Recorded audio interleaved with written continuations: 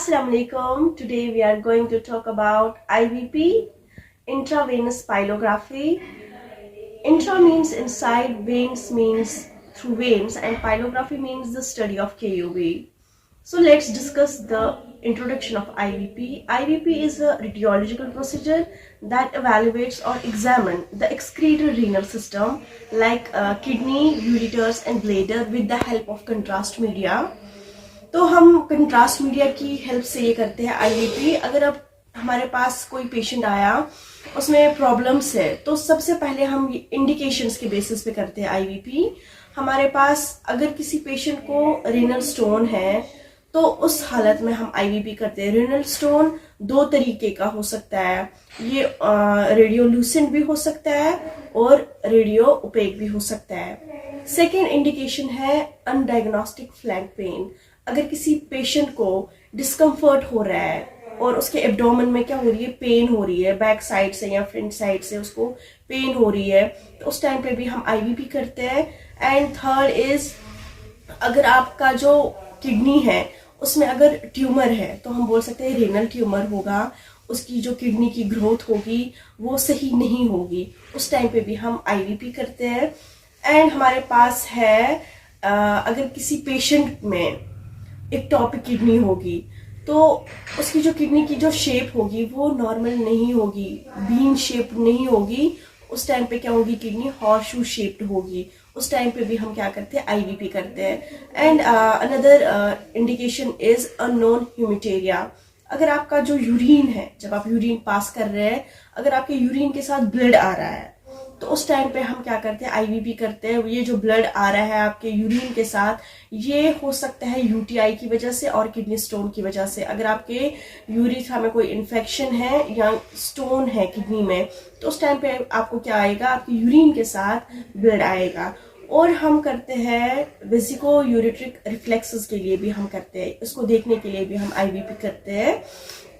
ये ज्यादातर छोटे बच्चों में होता है। इसमें बैक फ्लो ऑफ यूरिन होता है, जैसे आपकी किडनी पहले यूरिन को फिल्टर करती है, फिर यूरिटर से जाता है, फिर ब्लेडर से यूरिथ्रा से पास आउट होता है। इसमें बैक फ्लो होता है यूरिन का, तो बैक फ्लो किडनी में यूरिन आ जाता है, उस टाइम पे हम ये प्रोसीजर करते हैं।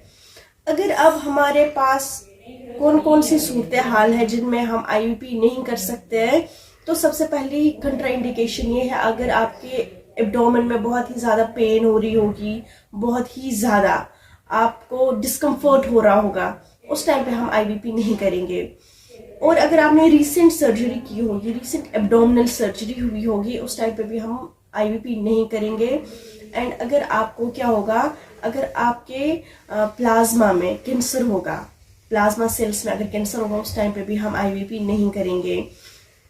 And another contraindication is pregnancy जो होती है, ये कंट्राइंडिकेटेड प्रोसीजर होता है। सो फॉर दैट हम प्रेगनेंसी में ये नहीं करेंगे, but we apply 10 day rule here.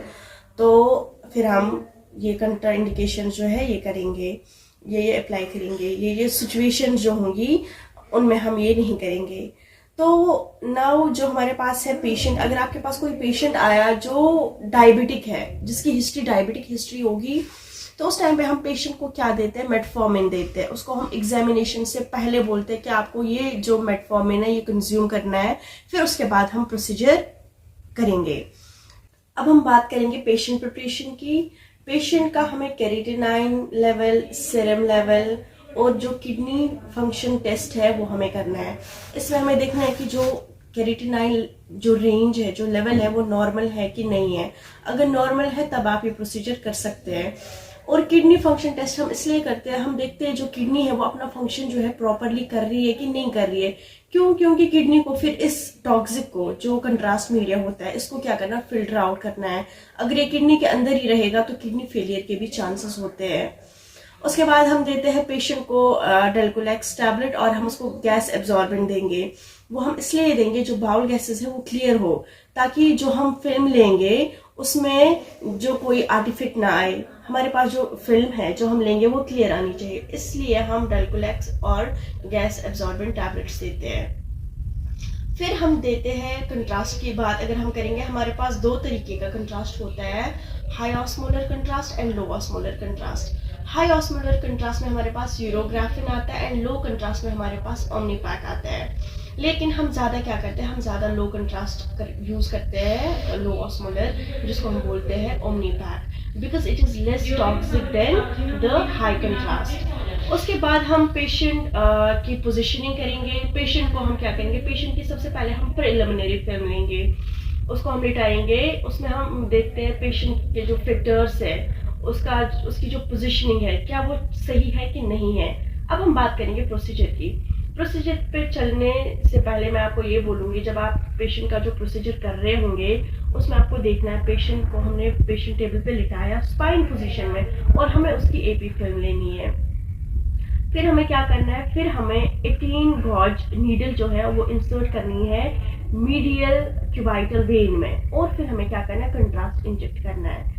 Contrast हम 40 to 45 ml इंजेक्ट करेंगे पेशेंट के अंदर। उसकी जो फ्लो रेट होगी कंट्रास्ट की वो 4.5 to 5 ml होनी चाहिए, ठीक है।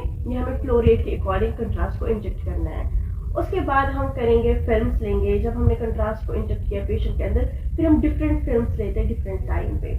आईवीपी में 6 फिल्म्स हम लेते हैं। सो फर्स्ट फिल्म जो होगी वो 14 सेकेंड्स के अंदर अंदर हम लेंगे।